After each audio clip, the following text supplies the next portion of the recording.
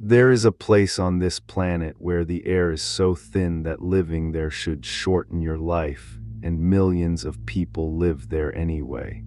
Counts from the early 1990s put around 4.5 million Tibetans on the Plateau, with more than half of them above 3,500 meters. The Tibetan Plateau. Average elevation around 4,500 meters, roughly 14,800 feet. At that height, every breath you take carries only about 60% of the oxygen the same breath would carry at sea level. Your body notices within hours, and then your body does something that seems like the obvious fix and is actually a trap. It starts making more red blood cells, more cells to carry more oxygen. It sounds like the right answer. It thickens your blood, it strains your heart. At the far end of it, there's a disease with a name, and there are pregnancies that end badly, and there are babies who do not survive their first year. Tibetans don't do it. Their blood at 4,000 meters looks about like yours does at the beach. They carry a version of a single gene that keeps the body from taking the bait. And in 2014, researchers traced where that version came from, and it did not come from inside our species. It came from a different kind of human, a population that is gone, every one of them gone, with no descendants that anyone would call by their name, except that a piece of them is still breathing on the roof of the world. Start with the physiology, because the physiology is the whole drama.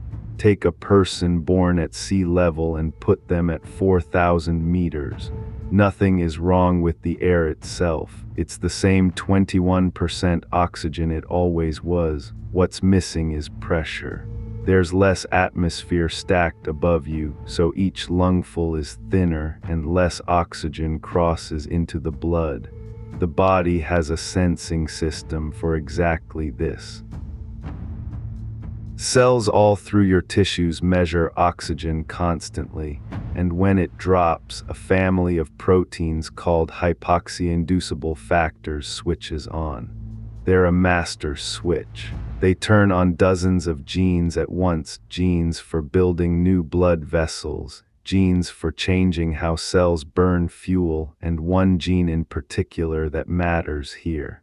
The kidney gets told to release a hormone called erythropoietin. The bone marrow reads that hormone as an order. Make more red cells, and the marrow obeys. Over weeks, your red cell count climbs, your hemoglobin climbs. Athletes chase this on purpose. It's the whole point of altitude training. For a few weeks it works. For a lifetime it does not, because blood is a fluid, and a fluid's thickness depends on how much solid is suspended in it.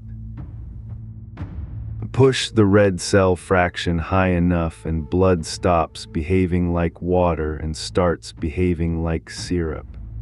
Your heart has to shove that syrup through capillaries narrower than a hair. Flow slows, clots become likelier, pressure in the lungs rises. And the cruel part is that thicker blood delivers less oxygen, not more, past a certain point, because the blood moves too slowly to keep up with what the tissues need. The fix becomes the illness. It has a name: chronic mountain sickness, headaches that don't stop, breathlessness, sleep that doesn't restore anything.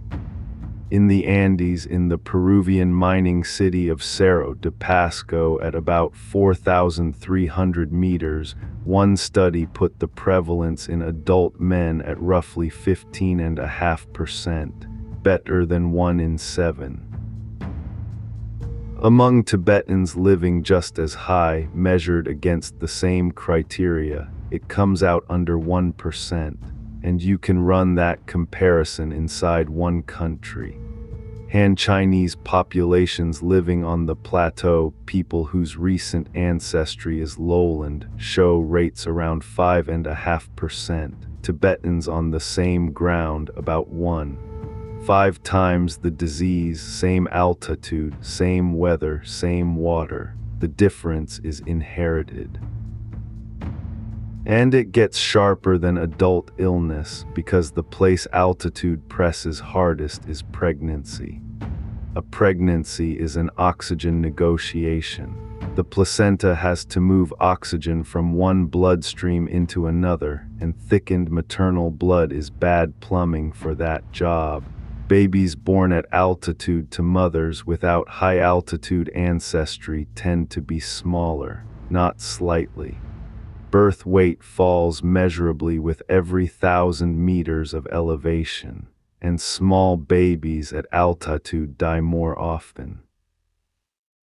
In studies comparing Han Chinese residents with Tibetans living at the same elevation, mortality before and after birth ran about 3 times higher in the group without the Plateau ancestry. 3 times. Same mountain, same air, same cold, same food, different blood, that's the trap. The standard human response to thin air is a slow, quiet killer, and it kills hardest at the exact point where a population's future is decided. So how do Tibetans not do it? Here's the measurement that stopped people short when it came in. Take the hemoglobin concentration of a Tibetan adult living at 4,000 meters, and it sits close to what you'd measure in an adult at sea level. The blood isn't thick. The marrow never got the order, or rather, it got a much quieter version of it. Meanwhile, Andean highlanders at the same elevation run 1 to 3.5 grams per deciliter higher. Same altitude, opposite strategy, and Tibetans are not getting more oxygen out of the air to make up for it. Their arterial oxygen saturation is not high. They're simply tolerating a lower oxygen content in the blood without panicking the marrow into overproduction. That is a strange thing for a body to do.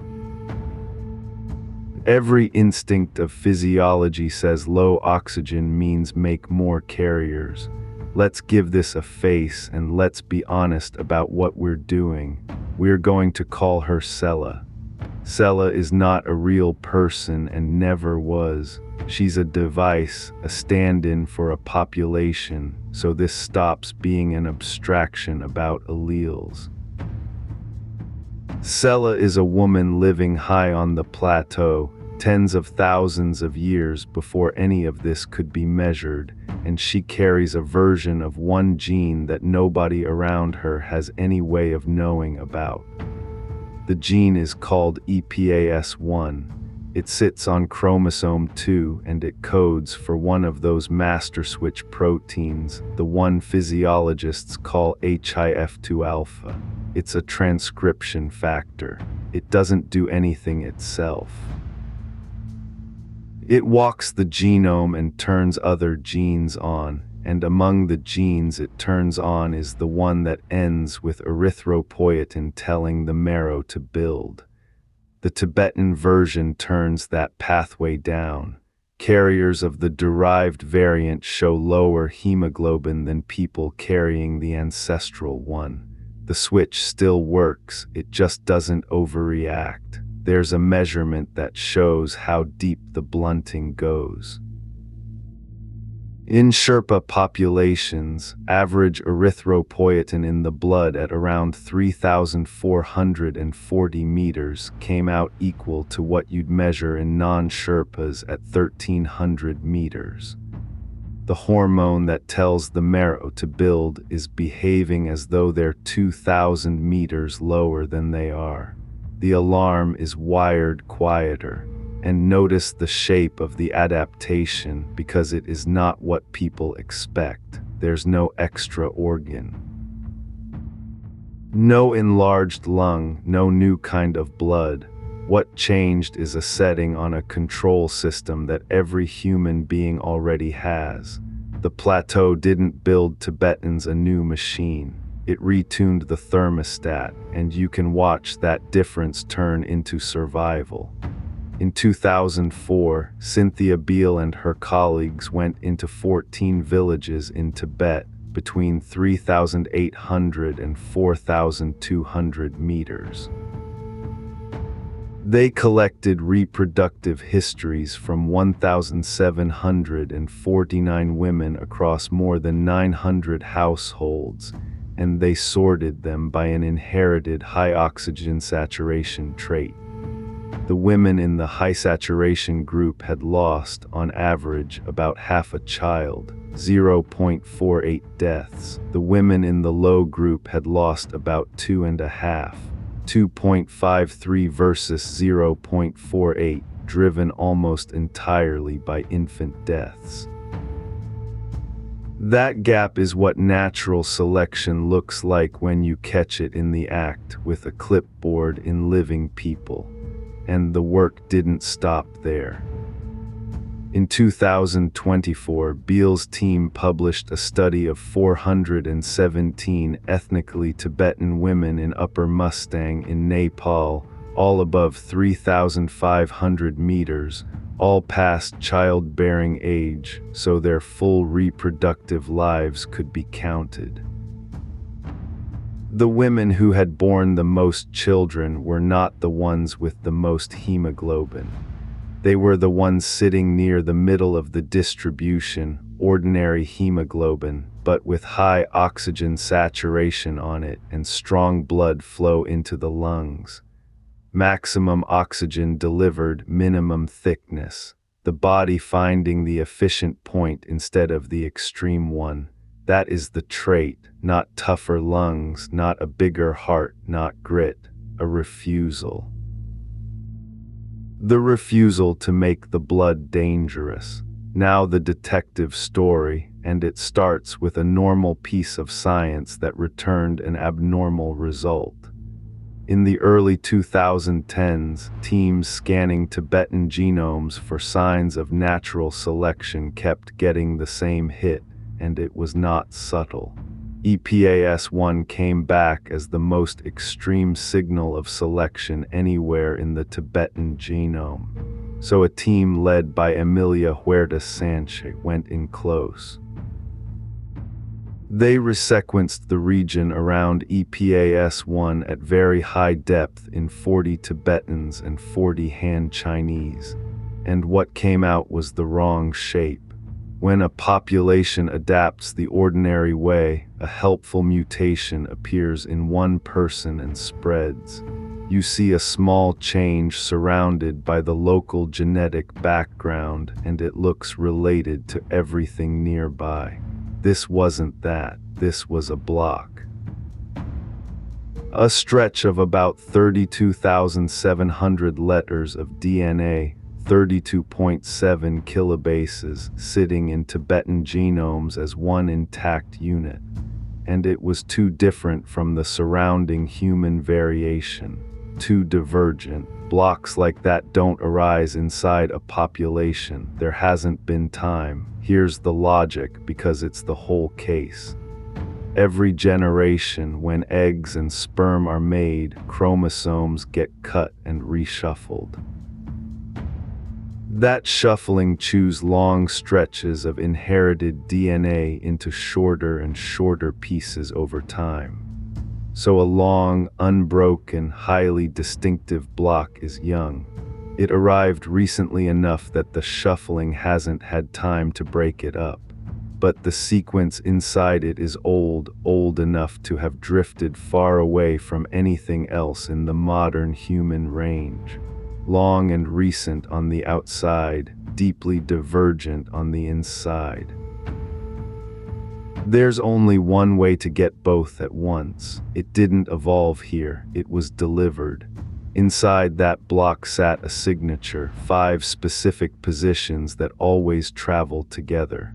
A 5-letter motif packed into a window of about 2,500 letters. They compared it against the worldwide reference panels, populations from every inhabited continent.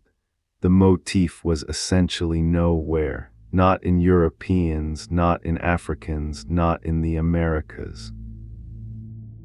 In the Han Chinese samples they had, it turned up in a small number of individuals and no more. Then they compared it against the archaic genomes, and it matched the Denisovan sequence exactly, not approximately. Across the whole region, only about a dozen nucleotide differences separated the common Tibetan version from the Denisovan one.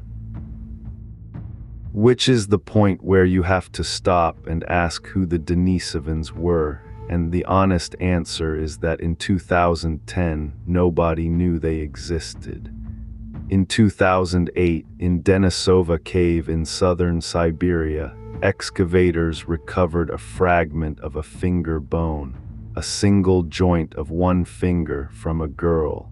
It was too small and too plain to tell anyone anything by looking at it.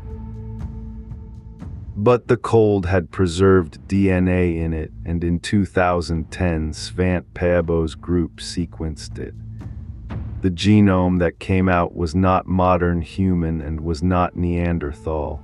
It was a third population, a sister lineage to Neanderthals, sharing a common ancestor with them and distinct from us. A whole kind of human discovered from a fingertip, no skull, no skeleton, no face. Named for the cave because there was nothing else to name them for. So the 2014 result reads like this. The Tibetan block matches a girl who died in a Siberian cave tens of thousands of years ago and matches nothing else on Earth. The conclusion is that our ancestors met Denisovans, had children with them, and one specific stretch of Denisovan chromosome survived in that lineage. That's called introgression. Now, and this matters, be careful how you say the next part. It is not accurate to say Tibetans are part Denisovan in any loose sense.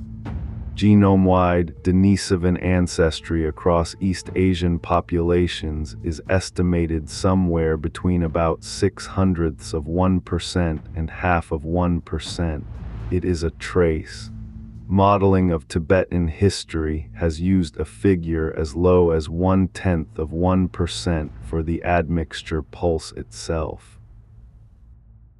Papuans and indigenous Australians carry far more, estimates running from around 1% up toward 5%. Tibetans are not a high Denisovan population. What's distinctive isn't the amount, it's which piece stayed and how far it spread.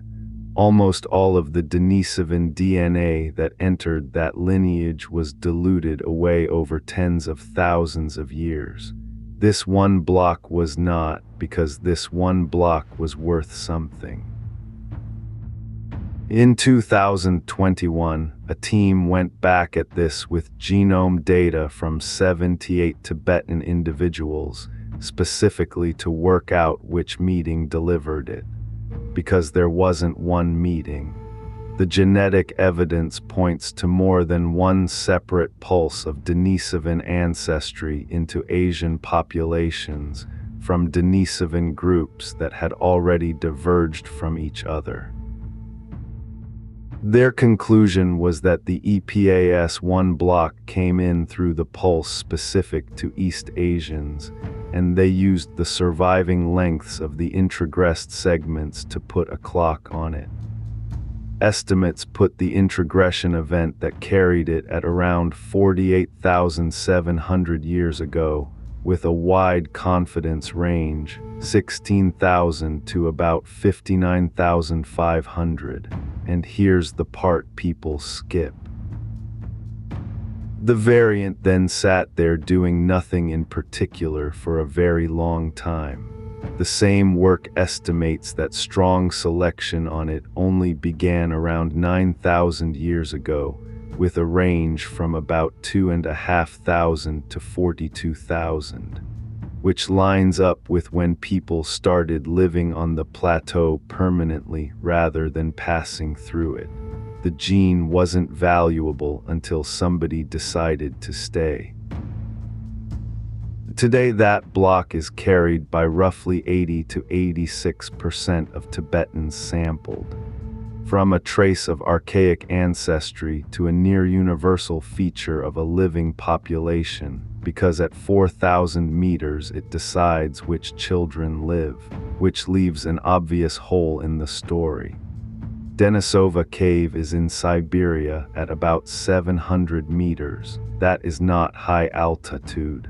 There is no reason for a lowland Siberian population to evolve a thin blood variant. So where did the Denisovans get it? And the answer arrived from a jawbone that had been sitting in a drawer since 1980. In 1980, a Tibetan Buddhist monk meditating in a cave found half a lower jaw. He passed it to a religious leader who understood it mattered and passed it to a geologist. Then it waited. The cave is Baishya Karst Cave on the northeastern edge of the Tibetan Plateau in Gansu at about 3,280 meters, a little under 10,800 feet. No DNA survived in the jaw, but protein did. Collagen in the dentine of 1 molar was intact enough to sequence, and the amino acid sequence carried variants shared with the Denisova cave specimens, including one that is its own. It was the first time an ancient human population had been identified from proteins alone, with no DNA at all. Uranium series dating on the carbonate crust grown over the bone put it at least 160,000 years old. Denisovans on the Tibetan Plateau, 160,000 years ago. This is Sela's country, and she is 120,000 years early. Modern humans do not have a confirmed high plateau site until Nyaya Devu, at 4,600 meters, dated to somewhere between 40 and 30,000 years ago. Denisovans were up here first by an enormous margin, and they weren't visiting. In 2020, a team published sediment DNA from the cave floor. You no longer need a bone, you can pull ancient DNA out of the dirt where people lived.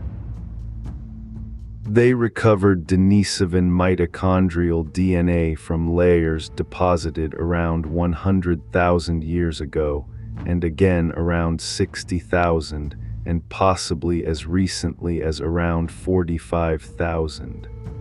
That's not a passing group.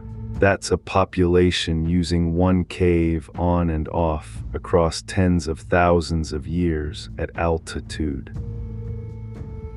Then in 2024, another team went back through the animal bones from that cave, thousands of fragments too broken to identify by eye, and ran them through mass spectrometry to read the collagen and sort them by species.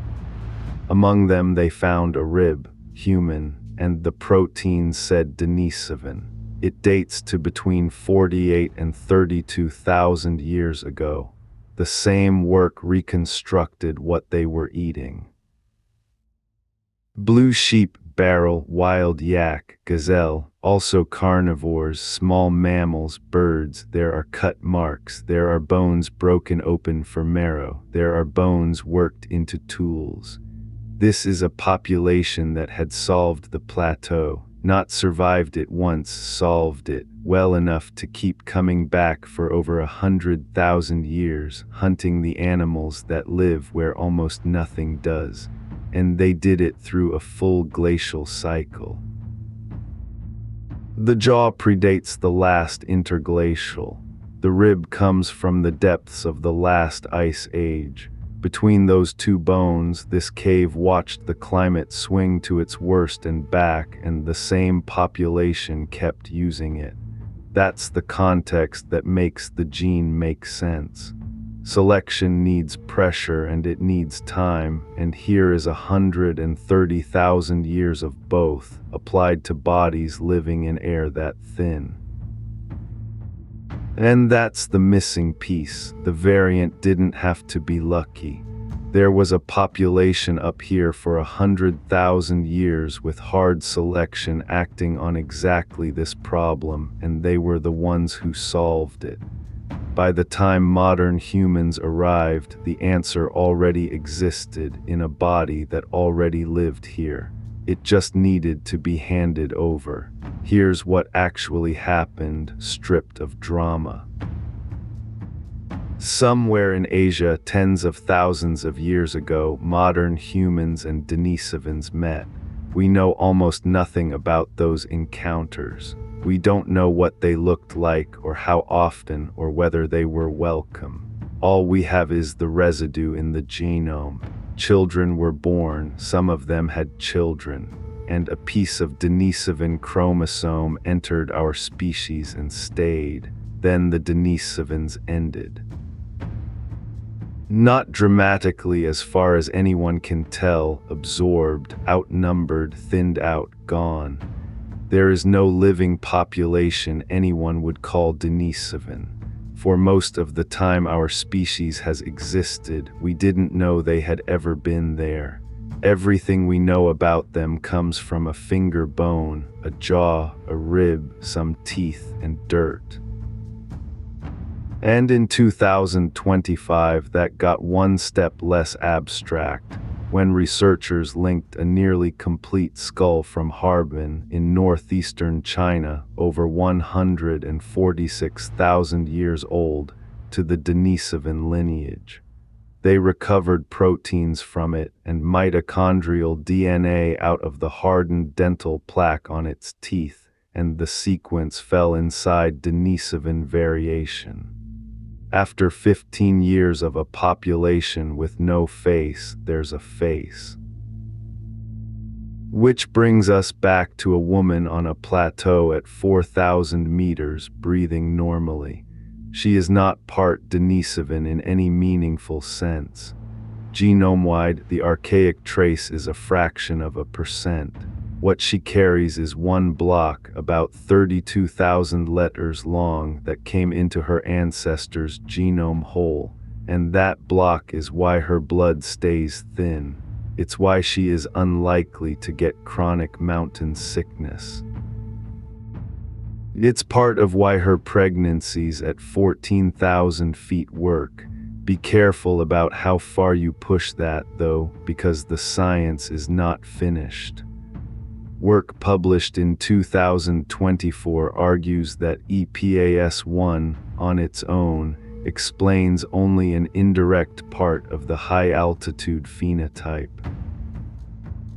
It points at other genes shaped by archaic ancestry that seem to tune blood vessel growth and cardiovascular traits, and the emerging picture is that the adaptation is spread across a network, not carried by one switch.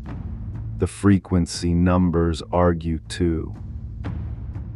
Broad surveys across the Himalayas found the core Denisovan motif in roughly 6 out of 10 of their Tibetan sample, where other work puts it above 80%, a real disagreement that depends on which communities and which altitudes you sample.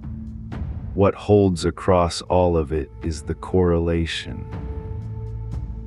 One survey covered more than 1,500 people from 55 populations, living anywhere from 86 meters above sea level up to 4,550. The higher a population lives, the more of them carry the archaic version, and the relationship is strong enough to be hard to argue with. Down in the lowlands it thins out or vanishes entirely. Above 3,000 meters it becomes the majority version. It tracks elevation almost like a physical law, so here is the thing to hold on to. A population of humans lived on the roof of the world for over 100,000 years and then disappeared entirely. They left no descendants under their own name. They left no monuments. They left a jaw in a cave and a rib in a bone tray and a fingertip in Siberia. But they had solved this place first. And when the second kind of human came up onto the plateau, the solution came across, not as knowledge, not as a story, but as a physical piece of chromosome passed from one body to another. Millions of people breathe easily today at an altitude that would slowly ruin most bodies because of an inheritance from people who no longer exist. Extinction is supposed to be the end of the sentence. For the Denisovans, it wasn't quite. They are gone in every way a population can be gone, and they are still doing something right now.